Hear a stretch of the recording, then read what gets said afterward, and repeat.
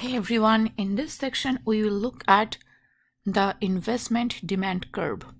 So far what we learned was farms will undertake an investment to the point at which the expected rate of return given by R is equal to the interest rate or the cost of investment.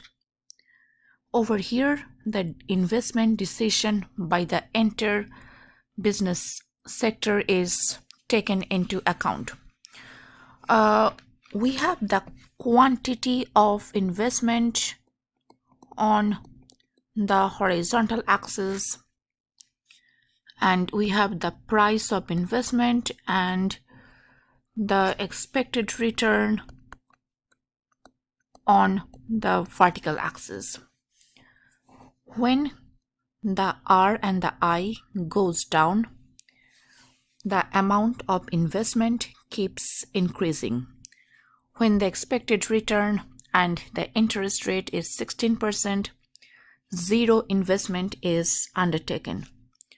When the expected return goes down from 16% to 14%, $5 billion of investment is undertaken by the business sector. Now we see as the interest rate keeps going down, the amount of investment keeps increasing. So the investment demand curve is downward sloping, and there is an inverse relation between interest rate and the quantity of investment. Now we will look at what causes a shift of the investment demand curve. Number one is acquisition, maintenance, and operating costs.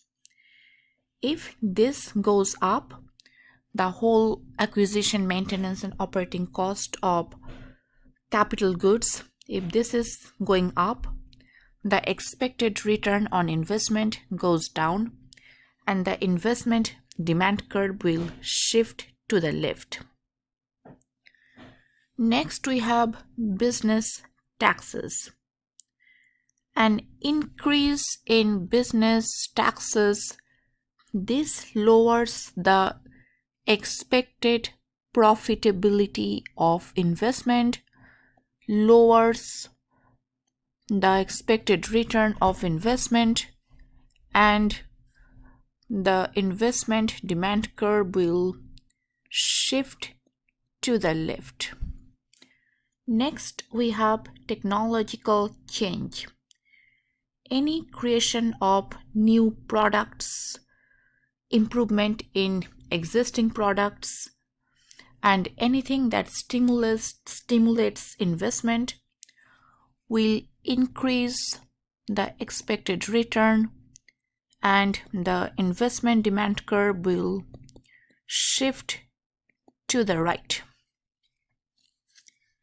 Next, we have the stock of capital goods on hand. So the stock of capital goods on hand relative to output and sales also affects the investment decision by the farms.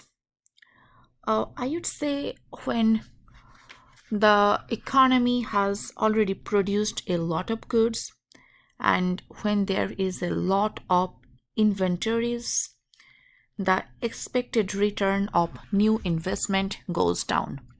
So this one, if we have a lot of inventories, the expected return on new investment will go down, and definitely the investment demand curve will shift to the left.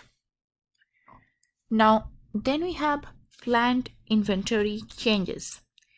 If farms are planning to increase their inventory, the investment demand curve will shift to the right, and if farms are planning to lower their inventories, the investment demand curve will shift to the left. The next one is expectations. Business expectations are based on future business conditions as well as future sales, cost, and profits.